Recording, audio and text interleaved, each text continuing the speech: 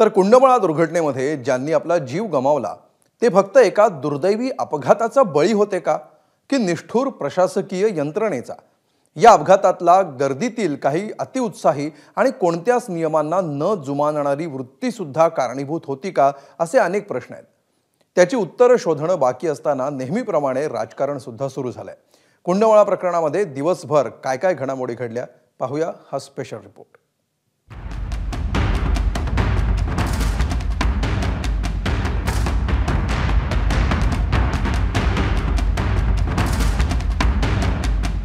कुंडमळा लोखंडी पूल दुर्घटनेनंतर अनेक प्रश्न आता मागे उरलेत. प्रशासनानं त्यांचं काम व्यवस्थित केलं का, आणि पर्यटक खरंच पुरेशा जबाबदारीनं वागले का, हे त्यातील महत्त्वाचे दोन प्रश्न. हा पूल कान्हेवाडी, इंदोरी, शेलार वस्ती आणि कुंडमळा वस्तीतील नागरिकांना पायी वापरासाठी होता. मात्र नव्या पिकनिक आणि सेल्फी पॉइंटच्या शोधात पर्यटक इथे पोहोचले आणि वीकेंडला इथलं वातावरणच बदललं. दोन्ही बाजूनी पुलावर गरजेपेक्षा जास्त गर्दी होऊ लागली. अनेकदा कुणालाही न जुमानता दुचाक्या सुद्धा पुलावर घातल्या जायच्या.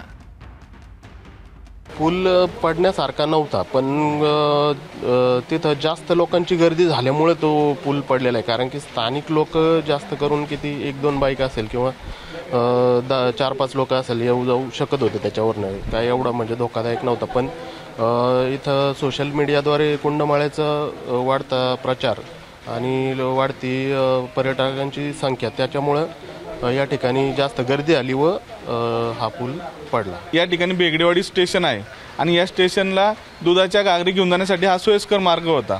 पण तो पायी मार्गासाठी होता, पादचाऱ्यांसाठी होता की दुचाकी स्वारांसाठी पण होता? पायी मार्गासाठी होता. परंतु त्याच्यातून दुचाकी जाण्यासारखी जागा असल्यामुळे लोक त्याचा वापर दुचाकी घेऊन जात होते. खरं तर हा पूल 1.5 वर्षांपूर्वी वापरासाठी बंद करण्यात आला होता.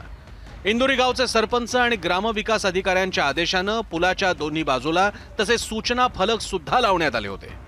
मात्र तिकडे फारसं कुणी लक्षच दिलं नाही आणि अपघात घडला. आम्ही मंदिराला पाया पडायचं म्हणून त्या पुलावरून निघालो आणि पुढे इतकी गर्दी झाली आणि तो पूल अक्षरशः हलत होता. असं इतकं जड म्हणजे त्या पुलाला सहन झालं नाही आणि तो अक्षरशः पूल पडला. लोकांच्या गर्दीमुळं, 2 व्हीलर घालण्यामुळं, नको ते गोष्ट त्या ठिकाणी करण्यामुळं ते पूल अक्षरशः कळलं. माझ्यासमोर 3 लोक मेली माझ्यासमोर.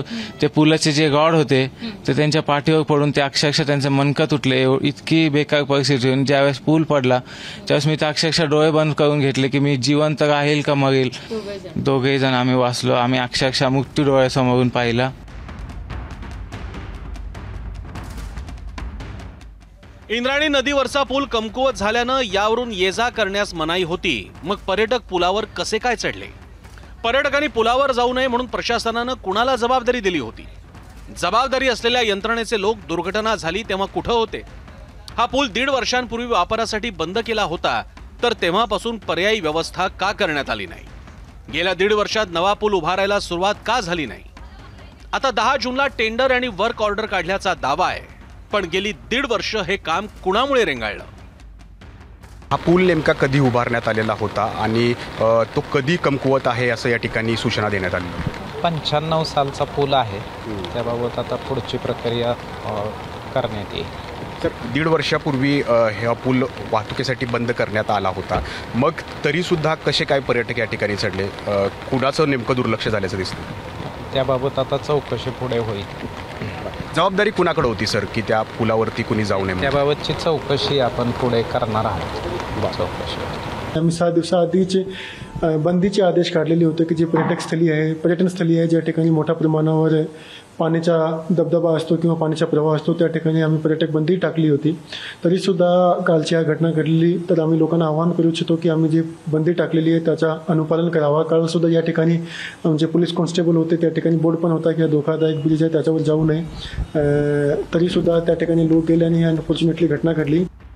कुंडमळाला पर्यायी पुलाच्या कामाला वर्षभरापूर्वी 11 जुलैला मंजुरी देण्यात आली. सरकारनं 8 कोटीच्या निधीची तरतूदही केली होती. मंत्री रवींद्र चव्हाण यांनी मावळचे भाजपचे नेते रवींद्र भेगडे यांना तसं पत्राद्वारे कळवलं होतं. या पर्यायी नव्या पुलाच्या कामाची सुरुवात करण्याचे आदेश 10 जूनला म्हणजेच 5 दिवसांपूर्वीच देण्यात आले होते. सार्वजनिक बांधकाम विभागाकडून या पुलाची उभारणी केली जाणार आहे. मात्र हे काम वर्षभर का लांबलं असा प्रश्न विरोधक उपस्थित करतायत. संजय राऊतांनी तर पालकमंत्री अजित पवार यांच्यावरच सगळं खापर फोडलंय. महाराष्ट्रामध्ये हे नवीन सरकार आल्यापासून पनवती लागली. त्याच्यामुळे या सरकारला केंद्रात आणि महाराष्ट्रात पनवती सरकार म्हणायला हरकत नाही. पनवती सरकार सातत्यानं अपघात, घातपात, दहशतवादी हल्ले सुरू आहे. कालच्या दुर्घटनेची जबाबदारी अजितदादा पवार पालकमंत्री म्हणून आपण घेणार आहात का की झटकून टाकणार आहात? कारण तुम्हाला मी काल काहीतरी पाहिलं, एका पत्रकाराला दम देत होते. त्यांना सगळंच माहीत असतं. आरोप करण्याच्या नादात राऊतांचं कॅल्क्युलेशन मात्र चुकलं आणि पत्रात 8 कोटींचा उल्लेख असताना 80,000 रुपये मंजूर झाले असा आरोप राऊतांनी रेटून नेला. राऊतांच्या सर्व आरोपांना भाजप, शिवसेना आणि राष्ट्रवादीच्या नेत्यांनी उत्तर दिलंय. 10 जूनला कंत्राट दिल्यानंतर काम जरी सुरू झालं असतं तरी एवढ्या लवकर तर तो पूल झाला नसता. याच्यामध्ये जिल्हाधिकाऱ्यांनी हा जो पूल आहे हा धोकादायक आहे अशा प्रकारची घोषणा केली होती. गावकऱ्यांनीही तिथे पाटी लावली होती की हा पूल धोकादायक आहे. दुर्दैवाने पर्यटक त्या ठिकाणी आले. काही प्रमाणात अनेक वेळा अशा गोष्टींकडे फार लक्ष आपण देत नाही, म्हणजे कोणाची चूक नाही आहे त्याच्यामध्ये, पण किंवा इतका तो कमकुवत झाला असेल असं कदाचित त्यांच्या लक्षात आलं नसेल, त्यामुळे पर्यटक त्या ठिकाणी गेले. मनसे अध्यक्ष राज ठाकरे यांनीही सरकारला कठोर प्रश्न केले. पूल धोकादायक होता तर पूर्ण प्रवेशबंदी का केली नाही? धोकादायक पूल पाडून नवा पूल का बांधला नाही? बचाव कार्य वेगानं सुरू आहे असं म्हणण्याचा प्रसंग का येतो? सरकारचे इतके विभाग आहेत, ते नक्की काय करतात? सरकारी विभाग धोकादायक पुलांची तपासणी का करत नाही? धोकादायक पुलांची दुरुस्ती किंवा ते बंद करण्याचं नियोजन करता येत नाही का? प्रशासन काही करत नसेल तर सत्ताधाऱ्यांना त्यांच्याकडून कामं करून घेता येत नाहीत का? कुंडमाळा दुर्घटनेत प्रत्येक टप्प्यावर निष्काळजीपणा झाला असं म्हणायला वाव आहे. सरकारनं पर्यायी पुलाला मंजुरी दिली, 8 कोटी निधींचं पत्र दिलं, पण पुढे वर्षभर त्याचा फॉलोअप घेतला नाही. स्थानिक प्रशासनानं बोर्ड लावून हात झटकले. त्याचं पालन होतंय का? नियम मोडणाऱ्यांवर पोलीस काही कारवाई करतायत का? याचा पाठपुरावा झालाच नाही. काही अतिउत्साही पर्यटक इतर नियम पाळणाऱ्या जबाबदार पर्यटकांसाठी अडचणी निर्माण करतात. तेच या ठिकाणी झालेलं प्रथमदर्शनी दिसतंय. यापैकी एकाही ठिकाणी फिल्टर वापरलं गेलं असतं तर काही निष्पाप जीव वाचले गेले असते. कुंडमाळा प्रकरणात सर्वांनी धडा घ्यायची, हीच ती वेळ. ब्युरो रिपोर्ट, एबीपी माझा.